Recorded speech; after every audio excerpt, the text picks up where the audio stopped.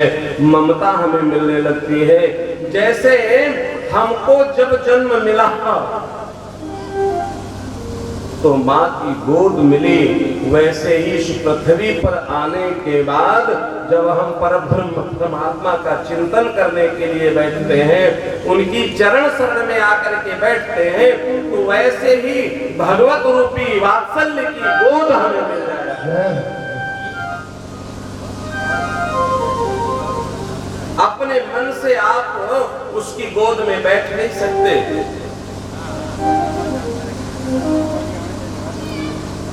जिस प्रकार से आपके घर हम आना चाहें और आप अंदर से कुंडी बंद कर लें तो हम आपके घर में प्रवेश कर सकते हैं। उसी प्रकार से भगवान की कृपा करुणा दया ममता ना हो तो उनकी कथा में भी हमें प्रवेश नहीं मिल पाता। इसलिए उनकी दया है, उनकी कृपा है, उनकी करुणा है, उसको आत्मसात करिए। ये सहज नहीं है, ये बड़ा कठिन है। बना है और इन्हीं 5 तत्वों से ब्रह्मांड बना है। इन 5 तत्वों के भीतर कुछ नहीं है। पृथ्वी, जल, आकाश, वायु, अग्नि,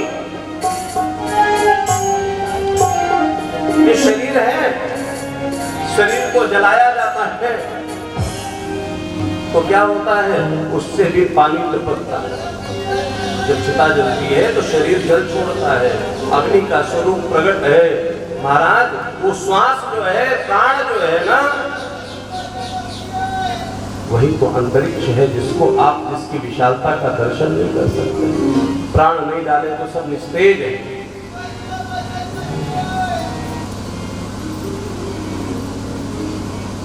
प्राण वायु नहीं हो तो जीवन चलेगा।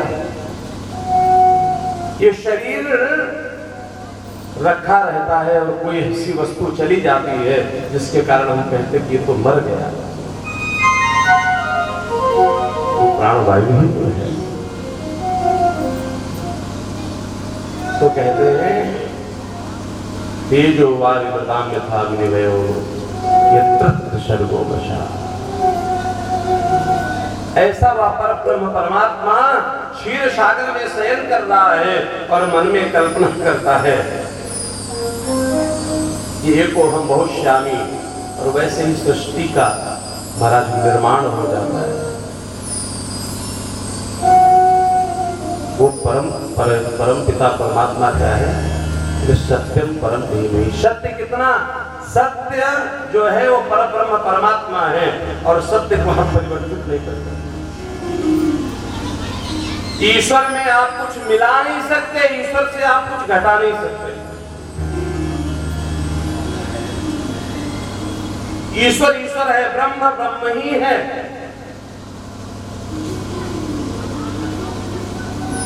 जिस प्रकार से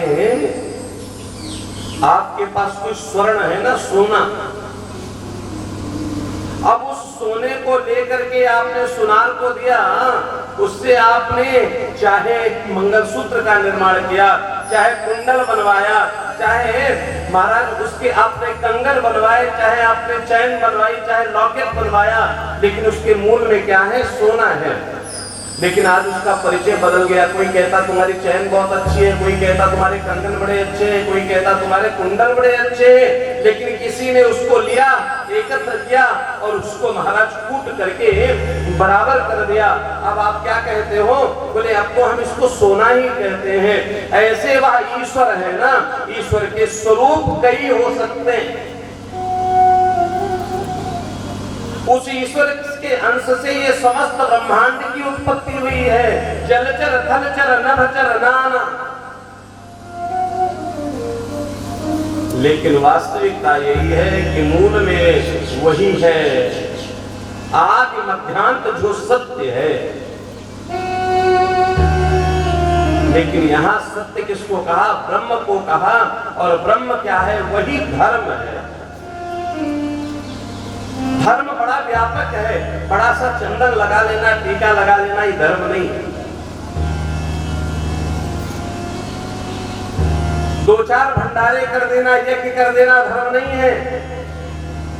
धर्म बड़ा व्यापक विषय है।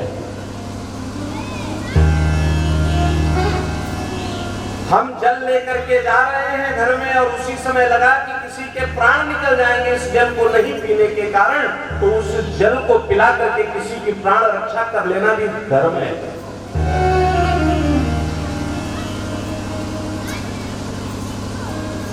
हम कहीं हॉस्पिटल में हैं और हम सक्षम हैं, हमारे बगल के बेड में कोई बड़ा पड़ा हुआ है और उसके लिए औषधि लाने के लिए भी धन नहीं है और ईश्वर ने सक्षम किया है, अपनी औषधि लेने जा रहे हैं, अगर उसके लिए भी दवा लेकर के चले आए तो वो भी धर्म है।